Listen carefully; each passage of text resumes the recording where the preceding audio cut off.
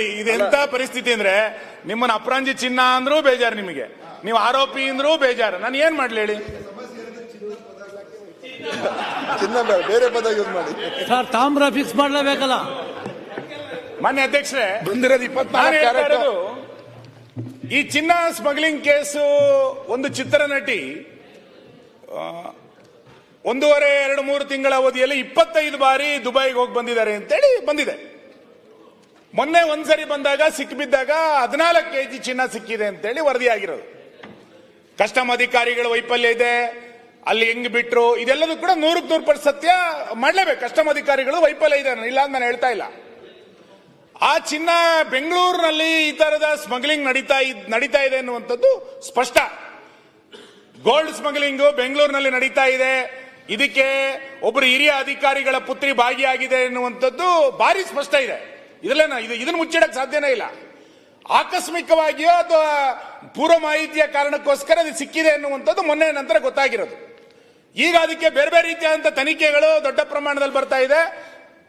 C Patil ಹೇಳಿದಂಗೆ ಇವತ್ತಲ್ಲ ನಾಳೆ ಅದು ಬರಲೇಬೇಕು ಹೊರಗಡೆ, ಅದೇನು ತೊಂದರೆ ಇಲ್ಲ.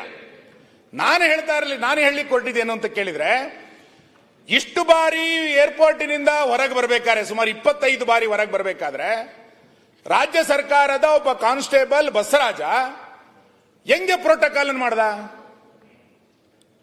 ಒಬ್ಬ ಹಿರಿಯ ಅಧಿಕಾರಿಯ ಮಗಳಿಗೆ ಈ ಸರ್ಕಾರ ಹೆಂಗೆ ಪ್ರೋಟೋಕಾಲ್ ಕೊಡ್ತು? ಯಾರಿದಕ್ಕೆ ನಿರ್ದೇಶನವನ್ನ ಕೊಟ್ಟಿದ್ದು? ನಮಗೇನನ್ಸುತ್ತೆ ಅಂತಂದ್ರೆ, ನಾವು ಏರ್ಪೋರ್ಟಿಗೆ ಹೋಗೋರೆ, ನಾವು ಪ್ರತಿ ಬಾರಿ ಏರ್ಪೋರ್ಟಿಗೆ ಹೋಗ್ಬೇಕಾದ್ರೆ ಯಾರೋ ಹೊಸಬ್ರು ಪ್ರೋಟೋಕಾಲ್ ಬರ್ತಾರೆ, ಒಬ್ಬರೇ ಬರೋದಿಲ್ಲ ಯಾವಾಗ್ಲೂ ಕೂಡ. ಆದ್ರೆ ಈಕೆಗೆ ಏರ್ಪೋರ್ಟ್ ಇಂದ ಹೊರಗೆ ಬರಬೇಕಾದ್ರೆ 25 ಸಾರಿ ಬಸವರಾಜ್ ಅನ್ನುವಂತ ಕಾನ್ಸ್ಟೇಬಲ್ ಹೇಗೆ ಬಂದ? ಇದು ಇವತ್ತಿನ ಚರ್ಚೆ ವಿಷಯ. ಇದು ಅವನೇ ಯಾಕೆ ಬರ್ತಾ ಇದ್ದಾನೆ? ಹಾಗಾದ್ರೆ ಇದರಲ್ಲಿ ಅವನು ಸಹಾಯ ಮಾಡಿದನೋ ಅಥವಾ ಅವನು ಸಂತ್ರಸ್ತನೋ? ಇದು ಗೊತ್ತಾಗಬೇಕು. ಇವತ್ತು ಈ ರಾಜ್ಯ ಸರ್ಕಾರದ ಅಡಿಯಲ್ಲಿರುವಂತಹ ಒಬ್ಬ ಕಾನ್ಸ್ಟೇಬಲ್ ಏನೂ ಸರ್ಕಾರಕ್ಕೆ ಸಂಬಂಧ ಇಲ್ಲದಿರುವಂತಹ ಒಬ್ಬಳು ಹೆಣ್ಣು ಮಗಳಿಗೆ ಹೆಂಗೆ 25 ಬಾರಿ ಪ್ರೋಟೋಕಾಲ್ ಕೊಟ್ರು? ಯಾರನ್ನ ಕೇಳಿ ಪ್ರೋಟೋಕಾಲ್ ಕೊಟ್ರು?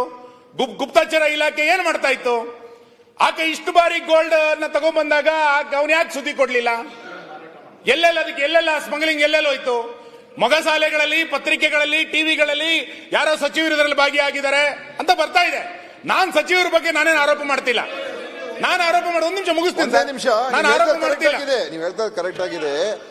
ಸೆಂಟ್ರಲ್ ಇಂಟೆಲಿಜೆನ್ಸ್ ಅದೇನ್ ಮಾಡ್ತಾ ಇತ್ತು? ಈಗ ಪ್ರೋಟೋಕಾಲ್ ಬರೋದು ಯಾವಾಗ ಅಂತ ಹೇಳಿದ್ರೆ, ಈಗ ವಿದೇಶಕ್ಕೆ ಹೋದಾಗ ನೀವು ಇಮಿಗ್ರೇಷನ್ ಮುಗಿಸ್ಕೊಂಡ ನಂತರನೇ ಪ್ರೋಟೋಕಾಲ್.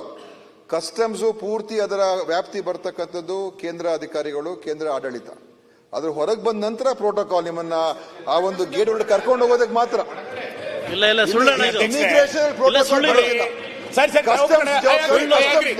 ಸೊ ಸ್ಮಗ್ಲಿಂಗ್ ಆಗಿದ್ರೆ ಅದು ಕಸ್ಟಮ್ಸ್ ಅವ್ರ ಫೇಲಿಯರ್. ಪ್ರೋಟೋಕಾಲ್ ಸಿಕ್ಕಿದ್ರೆ ಅಶೋಕ್ ತಪ್ಪು ಮಾಹಿತಿ ಕೊಡ್ತಾ ಇದ್ದೀರಾ. ತಪ್ಪು ಮಾಹಿತಿ. ನೀವು ಗೋಲ್ಡ್ ಇಂದ ಹೋಗಿಲ್ಲ, ಅದಕ್ಕೆ ನಿಮ್ಗೆ ಗೊತ್ತಿಲ್ಲ. ಎಲ್ಲಿ ನಾನು ಹೋಮ್ ಮಿನಿಸ್ಟರ್ ಆಗಿದ್ದೆ ಹೇಳ್ತೀನಿ ಕೇಳಿ. ನೀವು ರೆಗ್ಯುಲರ್ ಏರ್ಪೋರ್ಟ್ ಬರೋದು ಬೇರೆ, ನೀವು ವಿದೇಶದಿಂದ ಬಂದಾಗ ನಿಮ್ಗೆ ಬೇರೆ ರೂಟ್ ಅಲ್ಲಿ ಕರ್ಕೊಂಬರೋದು. ಅಲ್ಲಿ ನೀವು ಎಂಟ್ರೆನ್ಸ್ ಅಲ್ಲೇ ಕಸ್ಟಮರ್ ಇರ್ತಾರೆ, ಅಲ್ಲಿ ಕಸ್ಟಮ್ ಡಿಪಾರ್ಟ್ಮೆಂಟ್ ಅವರು. ನಮ್ಮ ಇಮಿಗ್ರೇಷನ್ ಅಲ್ಲಿ ಒಂದೇ ನಿಮಿಷ, ಅಲ್ಲಿ ಈ ಪ್ರೋಟೋಕಾಲ್ ಅನ್ನು ಹೋಗಿದ್ದಾನೆ. ಅಲ್ಲಿ ಪ್ರೋಟೋಕಾಲ್ ಹೋಗಿ ಅವರನ್ನ ಎಸ್ಕೇಪ್ ಮಾಡಿ ಕರ್ಕೊಂಡು ಬಂದಿದ್ದಾರೆ. ಹೋಗಿದೆ ಅಂತ ಹೇಳಿದ್ರೆ ಕಸ್ಟಮ್ಸ್ ಅವರನ್ನ ಬಿಡಬಾರ್ದಾಗಿತ್ತು. ಕಸ್ಟಮ್ಸ್ ಇಲಾಖೆ ಇಮಿಗ್ರೇಷನ್ ಪೂರ್ತಿ ಕೇಂದ್ರ ಸರ್ಕಾರದ್ದು.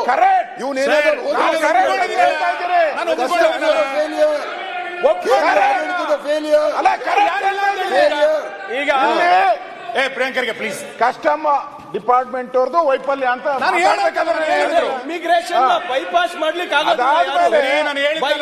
ಬೈ ಲಾ ಇಮಿಗ್ರೇಷನ್ ಅನ್ನ ಬೈಪಾಸ್ ಮಾಡ್ಲಿಕ್ಕೆ ಆಗೋದಿಲ್ಲ. ಕಸ್ಟಮ್ಸ್ ನ ಬೈಪಾಸ್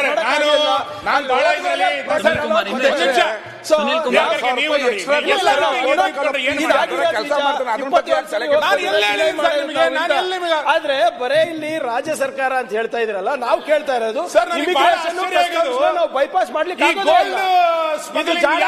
ಸರ್ಕಾರ ಅಲ್ಲಾಡಿಸ್ತಾ ಇದೆ. ಈಗ ರಾಜ್ಯ ಸರ್ಕಾರ ಅಲ್ಲಾಡಿಸ್ತಾ ಇದೆ. ಸುನಿಲ್ ಕುಮಾರ್ ಸುಮ್ಮನೆ ಕುತ್ಕೊಳ್ಳಿ. ಸುಮ್ಮನೆ ಸುನಿಲ್ ಕುಮಾರ್ ಅವರೇ, ಒಂದ್ ನಿಮಿಷ. ಏನೋ ಪ್ರಾಬ್ಲಮ್ ಇದ್ರೆ ದಿನೇಶ್ ಸುನಿಲ್ ಕುಮಾರ್ ಅವರೇ. ಸಹಾಯ ತಗೊಳ್ಳಿ. ಸುನಿಲ್ ಕುಮಾರ್ ಅವರ ನೀವು ಇಲ್ಲಿ ಚರ್ಚೆ ಮಾಡ್ತಾ ಇರೋದು ನಮ್ಮ ಗೃಹ ಇಲಾಖೆಯ ವೈಫಲ್ಯದ ಬಗ್ಗೆ ಚರ್ಚೆ ಮಾತಾಡ್ಲಿ ಬಿಡಿ. ಏ ಬಾಲಣ್ಣ, ನೀವು ಚರ್ಚೆ ಮಾಡ್ತಾ ಇರೋದು ನಮ್ಮ ಬಾಲಕೃಷ್ಣ. ಗೃಹ ಇಲಾಖೆಯ ವೈಫಲ್ಯದ ಬಗ್ಗೆ. ಬಾಲಕೃಷ್ಣ. ಅದಕ್ಕೆ ಈ ಚರ್ಚೆ ವಿಚಾರ ಬಂದಿದ್ದು. ಸಚಿವರು ಬಂದು ಉತ್ತರ ಕೊಡ್ತಾರೆ. ಬಾಲಕೃಷ್ಣ ಸಚಿವರು ಬಂದ್ರೆ ಏನು ಉತ್ತರ ಕೊಡ್ತಾರೆ? ದಯಮಾಡಿ ಉತ್ತರ ನನ್ನ ಕೊಡ್ತಾರೆ. ಭಾಷಣ ಕೇಳಿಸ್ಕೊಂಡಿದ್ರೆ ದಯಮಾಡಿ ಸುಮ್ಮನೆ ಇರಿ. ನಾನು ಬಾರಿ ಕ್ಲಿಯರ್ ಆಗಿ ಹೇಳಿದ್ದೀನಿ, ಕಸ್ಟಮ್ ಅಧಿಕಾರಿಗಳ ವೈಫಲ್ಯ ಇದೆ ಅಂತ ನಾನು ಹೇಳಿದ್ದೀನಲ್ಲ. ನೀವು ಅದನ್ನ ಕೇಳಿಸ್ಕೊಳ್ಳಕ್ ತಯಾರಿಲ್ಲ ಅಂದ್ರೆ, ಮಾನ್ಯ ಅಧ್ಯಕ್ಷರೇ, ನಾನು ಹೇಳ್ತಾ ಇರೋದು, ನೀವು ಪ್ರೋಟೋಕಾಲ್ ಆಗರೀಗ ಒಂದು ಕೆಲಸ ಮಾಡಿ, ಯಾವ್ಯಾವ ಚಲನಚಿತ್ರ ನಟಿಯರಿಗೆ ಯಾವ್ಯಾವ ಹೆಣ್ಣು ಮಕ್ಕಳಿಗೆ ರಾಜ್ಯ ಸರ್ಕಾರ ಪ್ರೋಟೋಕಾಲ್ ಕೊಟ್ಟಿದೆ ಅಂತ ಟೇಬಲ್ ಮಾಡಿ ಕೊಡಿ, ಲೀಸ್ಟ್ ಕೊಡಿ. ಹೆಂಗೆ ಖುಷಿ ಬಂದಂಗೆ ಎಲ್ಲರಿಗೂ ಪ್ರೋಟೋಕಾಲ್ ಕೊಡ್ತೀರಾ? ಎಲ್ಲರಿಗೂ ಪೊಲೀಸ್ ಜೀಪ್ ಕೊಡ್ತೀರಾ? ಸುನಿಲ್ ಅಣ್ಣ, ರಾಜ್ಯ ಸರ್ಕಾರ ಈಗ ಚರ್ಚೆ ನಡೀತಾ ಇರುವಂತದ್ದು ಯಾರು ಬಂದಂತ ಚಿನ್ನ, ಮೊನ್ನೆ ಬಂದಂತ 14 ಚಿನ್ನ ಬಿಡಿ, ಇಲ್ಲಿಯ ತನಕ ಬಂದಂತ ಗೋಲ್ಡ್ ಎಲ್ಲಿಗೋಯ್ತು? ಎಲ್ಲೆಲ್ಲಿಗೋಯ್ತದು? ಇದು ಇವತ್ತು ಚರ್ಚೆ ಆಗ್ಬೇಕಾಗಿರೋಂತ ವಿಷಯ. ಬಸವರಾಜನ ನೀವು ಇಟ್ಕೊಂಡ್ರೆ ಎಲ್ಲೆಲ್ಲಿಗೆ ಹೋಗಿದೆ ಅಂತ ಗೊತ್ತಾಗಲ್ವಾ? ಸಿಬಿಐನವರು ಎಲ್ಲರ ಮೇಲೆ FIR ಮಾಡಿದ್ರೆ ಅದು ಬೇರೆ ವಿಷಯ. ಹಾಗಾದ್ರೆ ಯಾವ್ಯಾವ ಸಚಿವರು ಯಾರ್ಯಾರು ಇದರಲ್ಲಿ ಭಾಗವಹಿಸಿದ್ರು ಅಂತೇಳಿ ಸಾರ್ವಜನಿಕವಾಗಿ ಚರ್ಚೆ ಆಗ್ತಾ ಇದೆ. ನಾನು ಹೇಳ್ತಾ ಇರೋದಲ್ಲ, ನಾನು ಆರೋಪ ಮಾಡಲ್ಲ, ನಾನು ಆರೋಪ ಮಾಡ್ತಾ ಇಲ್ಲ. ಸರ್, ಪ್ರೋಟೋಕಾಲ್ ಕೊಟ್ರೆ ರಾಜ್ಯ ಸಚಿವರು, ಕಸ್ಟಮ್ಸ್ ಅಂದ್ರೆ ಕೇಂದ್ರ ಸಚಿವರಲ್ವಾ? ಎಸ್, ಅಂದ್ರೆ ಕೇಂದ್ರ ಸಚಿವರು ನಾನು ಹೇಳಿ, ಅದನ್ನು ಹೇಳು. ಕೇಂದ್ರ ಸಚಿವರ ಜೊತೆ ರಾಜ್ಯ ಸಚಿವರು ಶಾಮೀಲಾಗಿದ್ದಾರಾ ಅಂತ ಕೇಳಿ. ಆಗ್ಲಿ, ನೀವ್ಯಾಕೆ ಸಚಿವರು ಅಂತ ಹೇಳ್ತೀರಾ? ನಾನು ಸಚಿವ, ಇವರು ಸಚಿವರು, ಅನೇಕ ಜನ ಸಚಿವರು ಇದ್ದಾರೆ. ಸುನಿಲ್ ಅವರೇ, ನಿಮಗೆ ಇನ್ನೂ ಎಷ್ಟು ಆಪದ ಯಾರ ಮೇಲೆ? ಇಲ್ಲ ಸರ್, ಸುನಿಲ್ ಅವರೇ, ಇವ್ರು ತಿರ್ಚಿ ಮಾತಾಡಿದ್ರೆ ಎರಡು ಜನ ಸಚಿವರು ಇನ್ನೂ ಎಷ್ಟು ಸಮಯ ಬೇಕು? 5 ನಿಮಿಷ. ಹಾ, ಮುಗಿಸಿ. ನಾನು ಎರಡು ಜನ ಸಚಿವರ ಬಗ್ಗೆ ಅನುಮಾನ ಅಂತೇಳಿ ಪತ್ರಿಕೆಗಳಲ್ಲಿ ಬರ್ತಾ ಇದೆ ಅಂತ ಹೇಳಿದೆ. ಇವರಿಬ್ರು ಯಾಕೆ ಹಿಂಗೆ ಎದ್ದು ಕುಣಿತಾ ಇದಾರೆ ನನ್ಗೆ ಗೊತ್ತಾಗ್ತಿಲ್ಲ. ನಾನು ಹೇಳ್ತಾ ಇಲ್ಲ, ನಾನೆಲ್ಲ ಹೇಳಿದ್ದೀನಿ ಸರ್? ನಾವು ಮಂಡಿಸ್ತಾ ಇದ್ವಿ. ನಾನು ಹೇಳಿದ್ದೇನು ಅಂತಂದ್ರೆ, ಆ ಬಂದಂತ 14 ಕೆಜಿ ಗೋಲ್ಡ್ ಬಿಡಿ, 24 ಬಾರಿ ಬಂದಂತ ಗೋಲ್ಡ್ ಯಾವ ಮನೆಗೆ ಹೋಯ್ತು, ಎಲ್ಲಿ ಅದು ಆಯ್ತು? ಪ್ರೋಟೋಕಾಲ್ ಕೊಟ್ಟಿದ್ದಾರೆ ಅಂತಂದ್ರೆ ಯಾರು ಸಚಿವರು ಅದರ ಹಿಂದೆ ಇದ್ರು, ಯಾವ ಹಿರಿಯ ಅಧಿಕಾರಿ ಅದರ ಹಿಂದೆ ಇದ್ರು? ಇದು ಇವತ್ತು ರಾಜ್ಯದ ಜನರ ಪ್ರಶ್ನೆ. ಇದು ಗೊತ್ತಾಗಬೇಕಾಗಿದೆ. ಸದನ ನಡೀತಾ ಇರ್ಬೇಕಾದ್ರೆ ಈ ಘಟನೆ ನಡೆದಾಗ ವಿರೋಧ ಪಕ್ಷವಾಗಿ ನಾವು ಇದನ್ನು ಕೇಳಂಗಿಲ್ಲೇನೋ? ಎಲ್ಲಾಗಿದೆ ಅಂತ ಚರ್ಚೆ ಬಾರಿ ಅವ್ರ ಹಂಗೆ ಇವ್ರ ಹಿಂಗೆ ಅಂತೇಳಿ ದಿನಕ್ಕೊಂದು ಬಾರಿ ಸಾರ್ವಜನಿಕವಾಗಿ ಚರ್ಚೆ ನಡೀತಾ ಇರ್ಬೇಕಾದ್ರೆ ಕೇಳಬೇಕು ಎಲ್ಲೋಗಿದೆ ಅಂತ. ಆಯ್ತಪ್ಪ, ಸಚಿವರ ಹತ್ರ ಹೋಗಿಲ್ಲ, ಹಂಗಾರೆ AICC ಕಚೇರಿಗೆ ಹೋಗಿದೆ ಅಂತ ಹೇಳಿ ನಾನು. ಎಲ್ಲೋಗಿದೆ ಹಂಗಾರೆ ಇದು? ಎಲ್ಲರ ಕಡೆ ಹೋಗಿರ್ಲೇಬೇಕಲ್ಲ, ಎಲ್ಲೋಗಿದೆ ಅಂತ ಗೊತ್ತಾಗಲ್ಲ. ಇದು ಗೊತ್ತಾಗದೆ ಎಲ್ಲಿ ಚರ್ಚೆ ನಡೆಯುತ್ತೆ? ಇದು ನೋಡಿ, ದಯಮಾಡಿ ಮಾನ್ಯ ಅಧ್ಯಕ್ಷರೇ, ಸುನಿಲ್ ನಾನು ಭಾರಿ ಸ್ಪಷ್ಟವಾಗಿ ಹೇಳ್ತಾ ಇದ್ದೇನೆ, ನಾನು ಯಾರ ಮೇಲೆ ಆರೋಪ ಮಾಡ್ತಾ ಇಲ್ಲ. ಸಾರ್ವಜನಿಕವಾಗಿರುವಂತಹ ಅನುಮಾನಗಳನ್ನ ದಯಮಾಡಿ ಕ್ಲಿಯರ್ ಮಾಡಿ. ಅದು ಕೇಂದ್ರ ಸರ್ಕಾರ ಇರ್ಬೋದು, ರಾಜ್ಯ ಸರ್ಕಾರ ಇರ್ಬೋದು, ಕೇಂದ್ರ ಸರ್ಕಾರ ಇರ್ಬೋದು, ರಾಜ್ಯ ಸರ್ಕಾರ ಇರ್ಬೋದು. ಇದೊಂದು ಗ್ಯಾಂಬ್ಲಿಂಗು, ಇದೊಂದು ಸ್ಮಗ್ಲಿಂಗು. ನಮ್ಮ ರಾಜ್ಯ ಚಿನ್ನ ಕಳ್ಳ ಸಾಗಾಣಿಕೆಯ ಕೇಂದ್ರ ಬೆಂಗಳೂರು ಆಗಬಾರದು. ಇದಕ್ಕಿರುವಂತ ಅನುಮಾನಗಳನ್ನ ದೂರ ಮಾಡಿ, ದಯಮಾಡಿ ಇದನ್ನ ಪತ್ತೆ ಮಾಡಿ ಎನ್ನುವಂತ ನನ್ನ ಆಗ್ರಹ. ಕೇಂದ್ರ ಸರ್ಕಾರ ನಿಲ್ಲಿಸಬೇಕಾಗಿರೋದು, ಅಲ್ಲಿಂದ ಒಳಗ್ ಬಂದ್ಮೇಲೆ ನಮ್ಮ ರಾಜ್ಯ ಪೊಲೀಸು, ಮಾನ್ಯ ನೀವು ಏರ್ಪೋರ್ಟ್ ಅಲ್ಲಿ ನಿಮ್ಮ ಕೇಂದ್ರದ ಅದು ನಿಮ್ಮಿಂದ ಆಗಿರ್ತಕ್ಕಂಥ ಲೋಪನ ಕರ್ನಾಟಕ ಪೊಲೀಸ್ನವ್ರ ಮೇಲೆ ಯಾಕೆ ಹಾಕ್ತೀರಾ? ಅವರು ಕಳ್ತನ ಮಾಡ್ಕೊಂಡ್ ಬರಕ್ ಹೋಗಿದ್ರ? ಸುನಿಲ್ ಕುಮಾರ್, ಮಹೇಶ್ ಕರೆದಿದ್ದೀವಿ. ಮಾನ್ಯ ಅಧ್ಯಕ್ಷರೇ, ಲಾಸ್ಟ್ ಪಾಯಿಂಟ್ ಮುಗಿಸ್ಬಿಡ್ತೀನಿ. ಮಾನ್ಯ ಅಧ್ಯಕ್ಷರೇ, ನಾವೆಲ್ಲ ರಾಜಕಾರಣಿಗಳಿದ್ದೀವಿ, 224 ಜನ ಶಾಸಕರಿದ್ದೀವಿ. ನಮ್ಮ ಹೆಸರುಂಟಲ್ಲಿ ಸಾರ್ವಜನಿಕವಾಗಿ ಗೌರವದಿಂದ ಕೆಲಸ ಮಾಡ್ತಾ ಇರುವಂತವ್ರು ನಾವೆಲ್ಲರೂ ಕೂಡ. ಅಧ್ಯಕ್ಷ, ಈ ಸರ್ಕಾರದಲ್ಲಿ ನಿನ್ನೆ ಮೊನ್ನೆಯಿಂದ ಹನಿ ಟ್ರ್ಯಾಪಿನ ಬಗ್ಗೆ ಸುದ್ದಿ ಆಗ್ತಾ ಇದೆ. ಯಾರು ಇದಕ್ಕೇನು ಒಂದು ಸಾರ್ವಜನಿಕ ವ್ಯವಸ್ಥೆನಲ್ಲಿ ಗೌರವದಿಂದ ಬದುಕೋದು ಬೇಡವಾ? ಯಾರ ಬಗ್ಗೆ ಯಾರು ಹನಿ ಟ್ರ್ಯಾಪ್ ಮಾಡ್ತಾ ಇದ್ದಾರೆ ಅಂತಂದ್ರೆ ಏನ್ ಪರಿಸ್ಥಿತಿ ಇದು? ಇವತ್ತು ಸುದ್ದಿ ಓಡಾಡ್ತಾ ಇರೋದು, ಸುದ್ದಿ ಹರಿದಾಡ್ತಾ ಇರೋದು ನೋಡಿದ್ರೆ ಸಾರ್ವಜನಿಕ ಬದುಕೇ ಬೇಡ ಅನ್ನುವಷ್ಟರ ಮಟ್ಟಿಗೆ ಇವತ್ತು ಸುದ್ದಿಗಳು ಹರಿದಾಡ್ತಾ ಇದೆ. ಹಾಗಾದ್ರೆ ಈ ಸರ್ಕಾರಕ್ಕೊಂದು ಜವಾಬ್ದಾರಿ ಇಲ್ಲೇನು?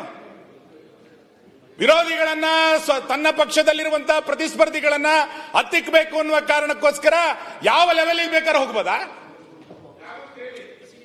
ಸರ್ಕಾರವೇ ಹನಿ ಟ್ರ್ಯಾಪ್ ಫ್ಯಾಕ್ಟರಿ ಇಟ್ಕೊಂಡ್ರೆ ಇನ್ಯಾರಿಗೆ ಬುದ್ಧಿವಾದ ಹೇಳ್ತೀರಿ ನೀವು? ಯಾರಿಗೆ ಉಪದೇಶ ಮಾಡ್ತೀರಿ? ಇವತ್ತು ಇದ್ರ ಬಗ್ಗೆ ಒಂದು ಸಮಗ್ರವಾದಂತ ಗೃಹ ಇಲಾಖೆ ಒಂದು ಕ್ರಮವನ್ನ ತೆಗೆದುಕೊಳ್ಳಬೇಕಾದ್ರಿಂದ ಯಾರಿದ್ದಾರೆ ಅನ್ನುವಂಥ ಪ್ರಶ್ನೆ. ಆಮೇಲೆ ಸಾರ್ವಜನಿಕ ಬದುಕು ಎಲ್ಲರಿಗೂ ಒಂದು ಬದುಕದು. ಇಂಥ ಸಾರ್ವಜನಿಕ ಬದುಕನ್ನ ಇಂಥ ಅಸಹ್ಯವಾದಂತಹ ಚಟುವಟಿಕೆಗಳಿಗೆ ರಾಜಕಾರಣಗಳಿಗೆ ಬಳಸಬೇಡದು ಯಾರಾಗ್ಲಿ. ಸರ್ಕಾರಕ್ಕೆ ಅಥವಾ ಇನ್ಯಾವುದೋ ವ್ಯಕ್ತಿಗಳಿಗೆ ವಿರೋಧಿಗಳನ್ನ ಹತ್ತಿಕ್ಲಿಕ್ಕೆ ಅಥವಾ ಸ್ವಪಕ್ಷೀಯರನ್ನ ಹತ್ತಿಕ್ಲಿಕ್ಕೆ ಬೇರೆ ಮಾರ್ಗ ಇಲ್ಲೇನು? ಇದಕ್ಕೆ ಇನ್ಯಾರೋ ಕೈವಾಡ ನನಗೆ ಗೊತ್ತಿಲ್ಲ. ಇಂಥ ಪರಿಸ್ಥಿತಿ ಇವತ್ತು ಹರಿದಾಡ್ತಾ ಇರೋದು ನೋಡಿದಾಗ ಒಂದು ಆಶ್ಚರ್ಯ ಆಗಿದೆ. ಎಲ್ಲರೂ ಇದಕ್ಕೆ ಒಂದು ಧ್ವನಿಯಿಂದ ಕೈ ಜೋಡಿಸಬೇಕಾಗಿರೋದು. ಇವತ್ತು ಯಾರೋ ಒಬ್ಬರ ಮೇಲೆ ನನಗೆ ಅವ್ರ ಮೇಲೆ ಸರಿ ಇಲ್ಲ ಅಂತೇಳಿ ಇನ್ನೊಂದೇನೋ ಮಾಡ್ತೀನಿ ಅಂತ ಹೊರಟ್ರೆ ಏನ್ ನಡ್ಕ ಕೊಟ್ಟಿದ್ದೀರಿ ರಾಜ್ಯನ ನೀವು? ಹಾಗಾಗಿ ಮಾನ್ಯ ಅಧ್ಯಕ್ಷರೇ, ದಯಮಾಡಿ ಇವತ್ತು ನಾವು ಹೇಳಿರುವಂತ 16 ಘಟನೆ ವಿವರಕ್ಕೆ ಕ್ರಮ ಹೆಂಗ್ ತಗೊಂಡಿದ್ರಿ ಅದ್ರ ಬಗ್ಗೆ ಅಲ್ಲ. ಈ ಸರ್ಕಾರ ಅಪರಾಧಿಗಳಿಗೆ ಒಂದು ಸಿಂಹ ಸ್ವಪ್ನ ಆಗಿದೆ ಅನ್ನುವಂತ ಸಂದೇಶವನ್ನು ಕಳಿಸಿ, ಯಾರು ಸಮಾಜಘಾತಕ ಚಟುವಟಿಕೆಗಳನ್ನು ಮಾಡ್ತಾ ಇದ್ದಾರೆ ಅಂತವ್ರ ಮೇಲೆ ಈ ಸರ್ಕಾರ ಸಾಸಿವೆ ಕಾಳಿನಷ್ಟು ಕೂಡ ಸಹಿಸೋದಿಲ್ಲ ಅನ್ನುವಂತ ಸಂದೇಶವನ್ನ ನಿಮ್ಮ ಕ್ರಮದ ಮುಖಾಂತರ ಕಳಿಸ್ಕೊಡಿ. ನಿಮಗೆ ಗಂಡು ಬೇರೆಂಡ ಹಾಕೊಳ್ಳಿಕ್ ಆಗಲ್ಲ ಅಂತಂದ್ರೆ ಗುಬ್ಬಚ್ಚಿ ಹಾಕೊಳ್ಳಿ. ಅದು ಬಿಟ್ಟು ಗಂಡು ಬೇರೆಂಡ ಹಾಕೊಂಡ ನಂತರ ಗಂಡಸ್ತನ ತರ ಸರ್ಕಾರ ನಡೆಸಬೇಕು. ಅದು ಬಿಟ್ಟು ಯಾರು ಹೆಂಗ್ ಬೇಕಾದ್ರೆ ವೀಲಿಂಗ್ ಮಾಡ್ಬೋದು, ಯಾರು ಬೇಕಾದ್ರೆ ಪೊಲೀಸ್ ಸ್ಟೇಷನ್ ಕಲ್ಲು ತೂರಾಟ ಮಾಡ್ಬೋದು, ಯಾರು ಬೇಕಾದ್ರೆ ಬೆಂಕಿ ಹಚ್ಬೋದು ಅಲ್ಲ ಸರ್ಕಾರ ಅಂತಂದ್ರೆ. ಹಾಗಾಗಿ ಮಾನ್ಯ ಗೃಹ ಸಚಿವರು ಸ್ವತಂತ್ರವಾಗಿ ಕೆಲಸ ಮಾಡ್ಲಿಕ್ಕೆ ವಿಫಲರಾಗಿದ್ದಾರ. ಅವರ ಇಲಾಖೆನ ಇನ್ಯಾರೋ ಕೈಯಾಡಿಸ್ತಾ ಇದಾರ. ಅವ್ರಿಗೆ ಇಲಾಖೆ ಮೇಲೆ ಇಂಟ್ರೆಸ್ಟ್ ಇಲ್ವಾ? ಅವ್ರು ಕೈ ಕಟ್ಟು ಕುಳಿತಿದಾರ? ಇಂಥವೆಲ್ಲ ಪ್ರಶ್ನೆಗಳು ಕೂಡ ಇದು ಸಹಜವಾಗಿ ಉದ್ಭವ ಆಗಿದೆ. ಹಾಗಾಗಿ ಈ ರಾಜ್ಯದಲ್ಲಿ ಸಂಪೂರ್ಣವಾಗಿ ಕಾನೂನಿನ ವ್ಯವಸ್ಥೆ ಕುಸಿದು ಬೀಳಲಿಕ್ಕೆ, ಜನರಲ್ಲಿ ಭಯದ ವಾತಾವರಣ ನಿರ್ಮಾಣ ಆಗ್ಲಿಕ್ಕೆ, ಇಂಥ ರೀತಿಯಾದಂತಹ ಸ್ಮಗ್ಲಿಂಗ್ಗಳು, ಸಮಾಜಘಾತಕವಾದಂತಹ ಚಟುವಟಿಕೆಯನ್ನು ನಿಯಂತ್ರಣ ಮಾಡಲಿಕ್ಕೆ ಈ ಸರ್ಕಾರ ವಿಫಲ ಆಗಿದೆ ಅನ್ನೋದನ್ನು ನಾನು ನಿಮ್ಮ ಮುಖಾಂತರ ತಿಳಿಸಲಿಕ್ಕೆ ಇಚ್ಛೆ ಪಡ್ತೇನೆ ಮಾನ್ಯ